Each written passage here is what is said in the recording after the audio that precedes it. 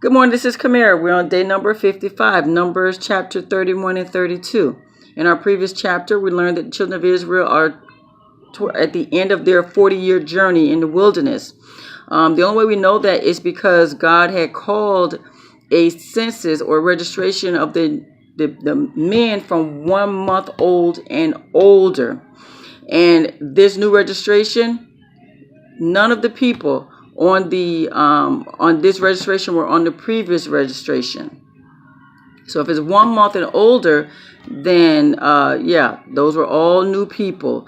And remember, God had told Moses when he first told the children of Israel they're going to be wandering the wilderness for 40 years, that no one over 20 at that time will be going to the promised land. So when you think about it, the people who were now being registered from 1 month and older, they had to be under 40 years old. 1 month to under 40 years old. So let's see. When you think about it, if these men, none of them were registered, if none of them were on the previous registration, even the ones up to 20 years old are not even as registered, then we'll be going up to 60. But because they were on the previous registry, when you think about the ones from 20 even to 40, they're not even on the new registration. So that's why I said they had to be under 40 from 1 month old. All right. We also went over some God reminded the children of Israel the different offerings that will be celebrated, given the different celebratory offerings, the special offerings given to God, like the daily, the monthly, different harvest time offerings. And he went over the vows, if you give a vow, that type of thing. So now today, now God wants the children of Israel to vindicate the children, what was done to the children of Israel. Remember, the Midianite women introduced the children, or led the men of the children of Israel, some of them, into idolatry. And they're the ones who caused that plague. They were responsible for the plague happening to the children of Israel. We say they're responsible, or they're the ones who helped lead them into that idolatry that caused the plague that killed 24,000. And so now they go out. God calls out Moses called out 1,000 men from each tribe. There's 12 tribes. So he called out 12,000 men to go against these Midianites. They kill all of them. They kill all the men there. They killed all the men of the Midianites, right? So these 12,000 men killed the Midianites, and they take all the plunder that was in that land. They took the women, they took the cattle, they took all of the flocks of whatever they had, they took all the gold that they had, and they brought all of that back to the camp. They burnt down the cities, they burnt down the towns, they burnt down all that, but they brought the women, the children, the plunder back to Israel. Moses is upset. What? You kept the women alive, the ones who actually led the children of Israel into committing idolatry, or the men of the children of Israel into the idolatry? You should have killed them. So Moses tell them, kill all the women who are not virgins and all the men. All right, so they kill all and the women. We can go ahead and keep the virgin women. Out of everyone, we're just gonna keep the virgin women. The plunder is to be divided. Half of the plunder goes to the men who fought in battle, the 12,000, and the other half goes to the children of Israel. And then every person has to give their portion to God. Okay? So the men of the army, their portion that goes to God, that goes to the high priest. The portion that the children of Israel, their portion that goes to God, that goes to take care of the Levites. And so, there was a lot. Look at those numbers. There was a lot. And then as far as the gold is concerned, when the commander and the general brought the Lord his portion, 420 pounds of gold. Seriously? That's a lot of gold. So I look at this thing, and this is God's portion, and the portion of God goes to the high priest.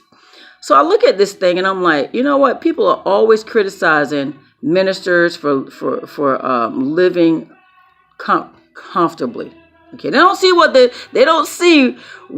see so much of what transpired between the leader of God and God, you know, as far as the outward appearance. They don't understand their position as working for God. And I feel like if your boss is God and he's the creator of everything, what's wrong with God blessing his faithful leaders with airplanes, with mansions, with servants? That way they're free to do what God wants to do without any limitations.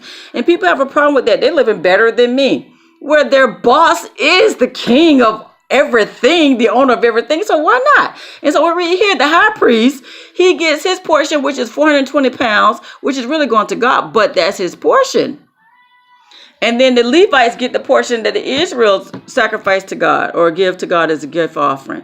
So you guys, we need to check ourselves and remind who God is. He is the creator of everything. And if he want to bless someone, and especially his workers, we need to back up. We need to back up and maybe want to say, Lord, you hiring? You know, seriously. So that's how I see it. I always see it. Whenever that spirit, I don't even know if I allow that spirit to even get deep enough to even make me wonder about God, the men of God, how God pays them. I don't think I ever let that really grow in my spirit, in my mind. So I just look at the whole picture of the whole thing. If the president was your boss, you expect to get paid. You know, if you are a C or a COO or vice president of some company, you expect to get paid. Then if you are vice president or CEO of God's job, then company, then why not get paid accordingly, right? And so, yeah, we need to back up because Satan does use that spirit to make us look, you know, find fault in what God chooses to do so, or how he blesses people.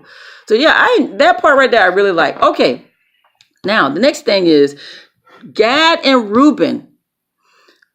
They have a lot of flock, a lot of, you know, herds of cattle. And they're looking at this land that they just destroyed. And they're like, you know what? This would be great for us because we have so much. This is the perfect land for our families. So they go to Moses and they said, Moses and Eliezer, can my tribe get this land as our inheritance? And so Moses like, oh, back up. I know that you're not doing what your ancestors did when they were, you know, you don't want it to cause doubt in the children of Israel from going across this Jordan River to battle. You know, I know you're not pulling one of those, like being fearful and planting doubt. And they're like, no, we just have a lot of substances, a lot of, you know, and we were like, for it, since this is a great land, we'll take this land on this side of the Jordan.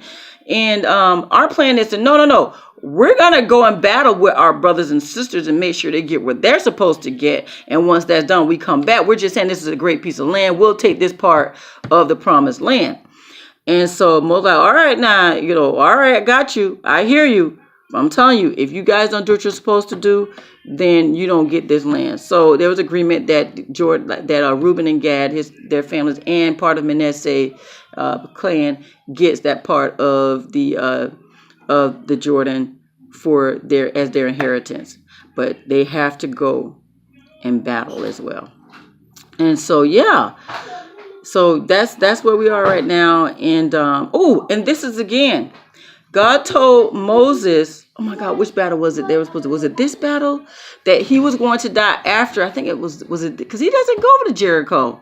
So I think it was this story here. God tells Moses that once they complete this battle, then it was time for him to go. He was going to die. And so, yeah, that's where we are right now, guys. That was day number 55, Numbers 31 and 32. I recommend that you definitely read it because I'm sure there's something I missed. But we're on day number 55. All right, you guys have a God-filled, wonderful day.